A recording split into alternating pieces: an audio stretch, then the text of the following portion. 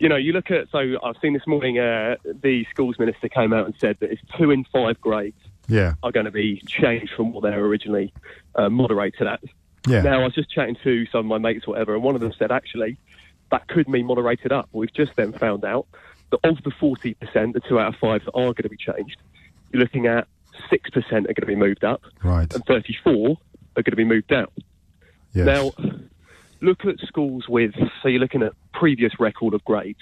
You're looking at schools that probably don't have a very good record of grades, but you're going to have 2 or 3 students in each year who actually probably would have walked out with an A and A star, who have probably worked really hard. Are you one of them? Am I one of them that worked really hard? Yeah.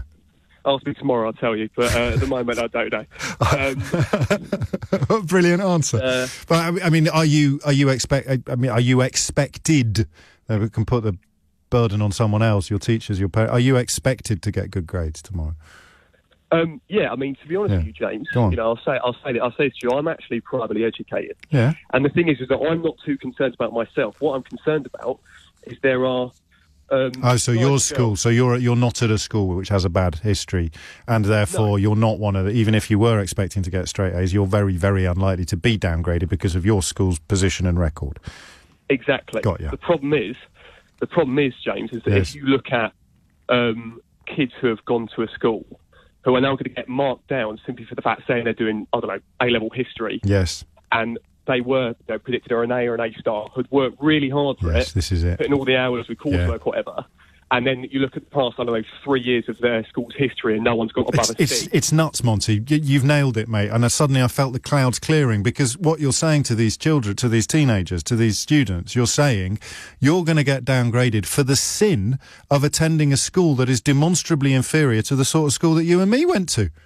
Exactly. It's exactly what I'm saying. You know, Gavin Williamson, so I was late last night, got the text through saying, oh, by the way, you can choose your mocks as well. Yes. And Gavin Williamson's gone, oh, yeah, it's a triple lock, just so you can have confidence in a moderation system.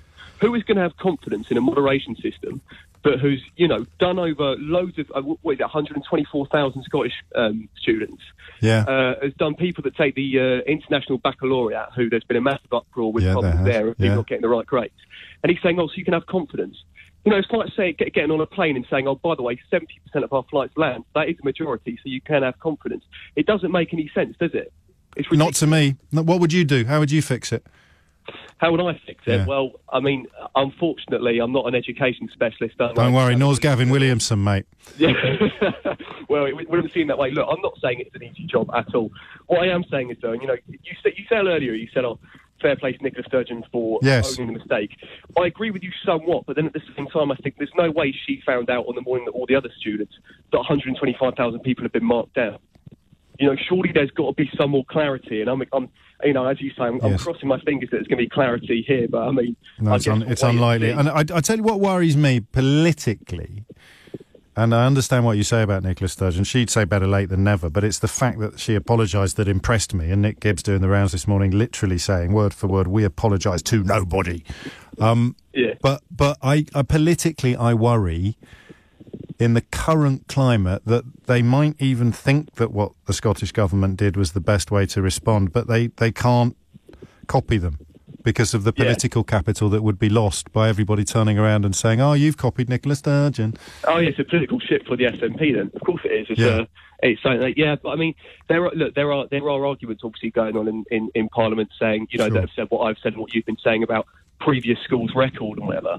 But you know, if you're going to sit there now as a government and say, oh yeah, we'll apologise to nobody, you know, you've got to. You were sitting there last night, and the message drops saying we're completely revising how your results are going to be processed, or how you're going to be able to appeal against them with 24 hours notice, and they're not going to apologise. They could just apologise for that.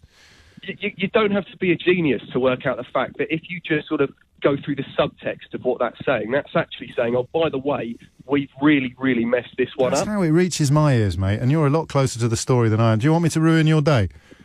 Oh, well, I don't know if you could do any more. Well, here's the text that's just come in. What a lovely young man. He gives me hope for the future. Well, you know, I'm just giving it straight, to be honest. You are, and I'm